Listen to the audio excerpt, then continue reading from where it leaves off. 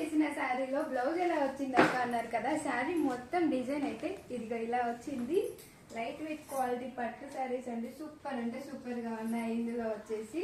ఓకేనా, నేను ఒకసారి బ్లౌజ్ అయితే షేర్ చేస్తాను. ఇందులో చాలా బాగుందండి, అస్సలు మిస్ చేసుకోవద్దు. ఇంకా ఇంకా స్టాక్ అయితే వస్తుంది ఇందులో.